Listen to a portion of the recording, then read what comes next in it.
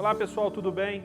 Sou Bruno Oliveira do Opus Contabilidade e hoje eu vou falar com vocês sobre um tema que tem sido de muitas dúvidas recorrentes lá nos nossos canais na Opus, sobre aluguel recebido por pessoa física, seja a fonte pagadora outra pessoa física ou pessoa jurídica. Fica comigo nesse vídeo que eu vou tirar todas as suas dúvidas a respeito desse assunto. Bom pessoal, pessoa física que explora atividade lucrativa com aluguel de imóveis, né?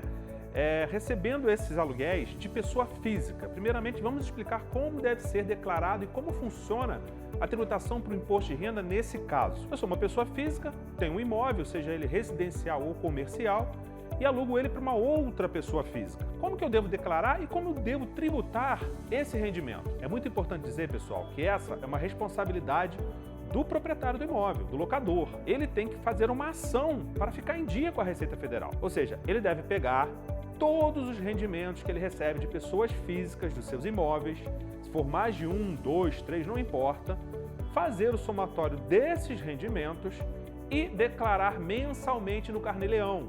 Sim, no Carnê-Leão, que é lá no ECAC, no portal da Receita Federal, de acesso próprio dele, através do Gov.br, e dizer o quanto ele recebeu de rendimentos tributáveis a título de aluguel pagos por pessoas físicas, para que ali seja calculado, com base na tabela progressiva mensal do imposto de renda, o imposto devido a ser recolhido. Então perceba, pessoal, que se o contribuinte, se a pessoa física não fizer essa ação, ele vai estar cometendo um erro fiscal, porque apesar de poder ser declarado no ajuste anual, a legislação determina que esse pagamento tem que ser feito mensal através do Carnê-Leão. É importante ressaltar que esse valor do rendimento bruto do aluguel pode ser abatido de algumas despesas quando o locador é responsável pelo pagamento destas despesas, ou seja, quando o ônus dessas despesas do imóvel é de responsabilidade do locador. Exemplo: a taxa de administração, caso esse imóvel esteja numa imobiliária, o IPTU, o condomínio, despesas e emolumentos referentes à legalização do imóvel. Todas essas despesas são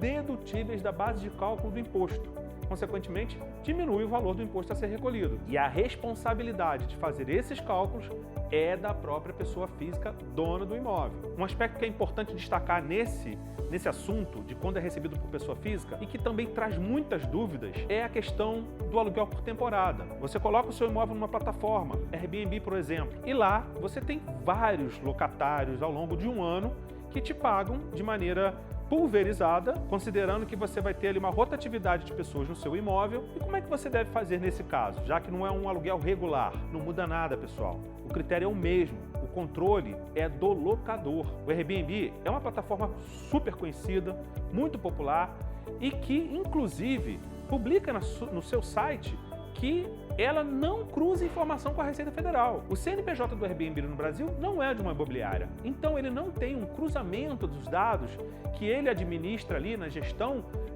desses aluguéis e repassa essas informações para a Receita Federal. Porém, o Airbnb deixa bem claro a recomendação e a obrigatoriedade de cada locador dos imóveis que ele tem ali administrado na sua plataforma de prestar essa informação, de oferecer à tributação os rendimentos que essa pessoa recebe a título de aluguel por temporada. Então perceba, pessoal, pessoa física nos dois casos, tanto o contrato regular quanto o contrato por temporada, compete ao próprio locador, ao dono e proprietário do imóvel, a fazer essa ação no Carnê-Leão para ficar em dia com o fisco brasileiro. O outro caso é quando esse rendimento é pago por uma pessoa jurídica. Aí a coisa muda completamente de figura. Como funciona? Nesse caso, pessoal, quando você, pessoa física, aluga um imóvel para uma pessoa jurídica, para um CNPJ, é de responsabilidade dessa pessoa jurídica, desse CNPJ, fazer o cálculo da retenção do imposto com base na mesma tabela progressiva mensal do imposto de renda, descontar de você no pagamento, você só recebe o valor líquido do imposto e ele repassa esse valor aos cofres públicos. Ou seja, ele representa ali a figura do fiel depositário, aquele que desconta, retém o valor de imposto e repassa aos cofres públicos em seu nome. Portanto, você só recebe, quando o aluguel é recebido de pessoa jurídica, você só recebe o valor líquido, já descontado esse valor do imposto calculado por essa pessoa jurídica também. Ao final de um ano, essa pessoa jurídica vai te fornecer um informe de rendimentos com um código específico determinando o valor total que você recebeu durante um ano a título de aluguel para você declarar no seu imposto de renda. Então, ou seja, você não vai ser bitributado.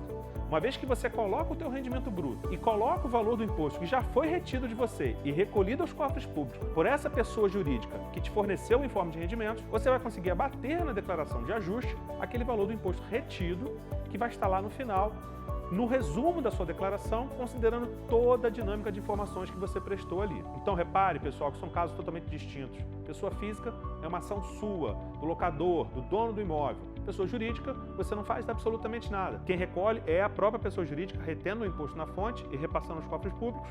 Você só deve declarar isso anualmente através do informe de rendimento, o valor do rendimento bruto e do imposto de renda retido na fonte. É importante também, pessoal, destacar que nesse caso, como o aluguel tende a ser um aluguel regular, as mesmas despesas que poderia abater a base de cálculo quando recebido de pessoa física, também podem abater quando recebido de pessoa jurídica. Porém, é mais comum que no contrato regular, seja ele de pessoa física ou de pessoa jurídica, o locatário, quem aluga, o inquilino, assuma as despesas de IPTU, de condomínio e tudo mais. Consequentemente, por não ser ônus do locador, você não pode abater isso da base de cálculo, com a exceção da taxa de administração, caso esse imóvel esteja sendo administrado por uma imobiliária. Você, locador, vai ter o ônus de pagar essa imobiliária, essa taxa de administração, que pode ser abatida da base de cálculo do imposto. Pessoal, a gente quis abordar esse assunto porque, de certa forma, além dessa divisão e essa diferença entre recebimento de pessoa física e de pessoa jurídica, esse assunto também causa algum tipo de dúvida